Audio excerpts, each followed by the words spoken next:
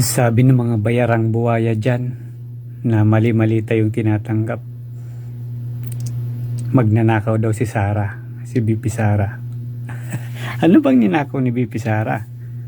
Sasabihin niyo yung confidential fund? Ha? Nako, ito. Basahin niyo kung ano ang sinabi ni Atty. Rowena Guanzon. Dati itong kuha commissioner eh. Ano? Tingnan niyo at basahin niyo ha. Ayan, ito yung sinabi ni Atty. Rowena Guanzon, dating COA Commissioner. Magnanakaw daw si Sara. Ano bang ninakaw sa atin ni Sara Duterte? Confidential fund?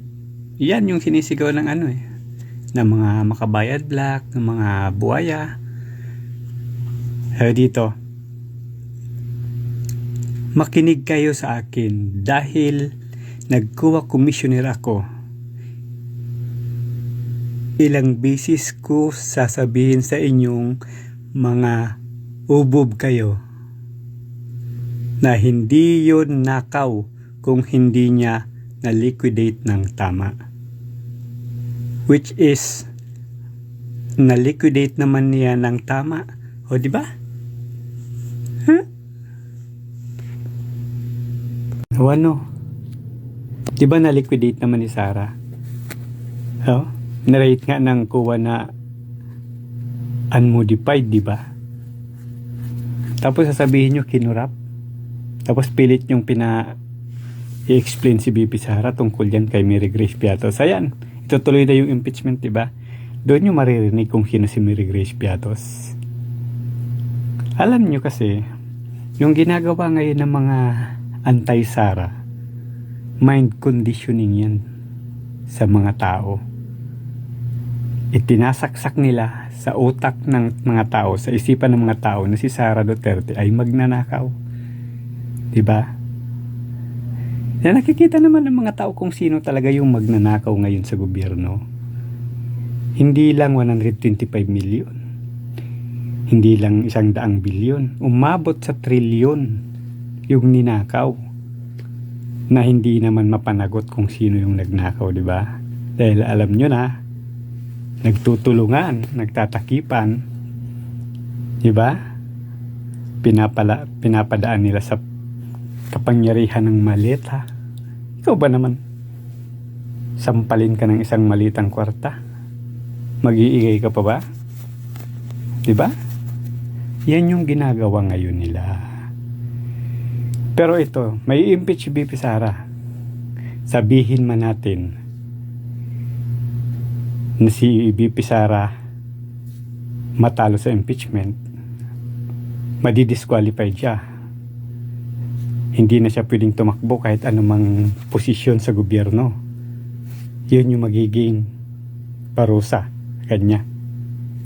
Pero nandyan si Pulong Duterte at si Baste o kahit sino pa man yung i-endorse nito ni BP Sara na tumakbo bilang presidente sa 2028. Nako, yun ang mananalo. Diba? Napanood nyo yung sinabi ni Trililing, yung asong kanin, na pag si Sara daw naging presidente, ang magiging Speaker of the House daw ay si Pulong Duterte. At si Baste gagawing DILG. Nako, nababaliw na. Sira na talaga yung utak niya, no? Naalala ba ninyo naging presidente si Tatay Digong? Ang sabi ng mga kongresista noon, ang gawing speaker, yung anak si Pulong. Anong sabi? Ayaw niya. Diba? Tama. May dignidad kasi yung Duterte. Diba? Yung nasa puso nila is paglilingkod, hindi yung kapangyarihan talaga. Tumakbo si Digong noon, hindi naman kagustuhan niya eh. Yung mga tao, yung nagtulak sa kanya. Kaya si Trililing, nababaliw lang yan eh. Natatakot lang yan na maging presidente si Sara. Dahil ba naman sa ginawa niya, pinakulong ninyo yung tatay niya, pinakidnap ninyo eh. Tapos iisipin nyo maghihiganti lang. Naku, hindi.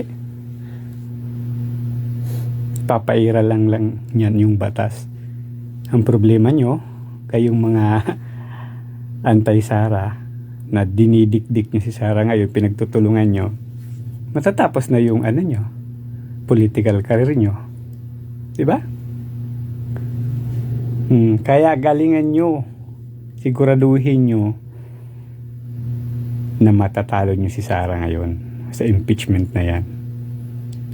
Baka hindi na mali-malita yung tatakbo niyan. Baka truck na. Puno isang truck. Kaya Duterte pa rin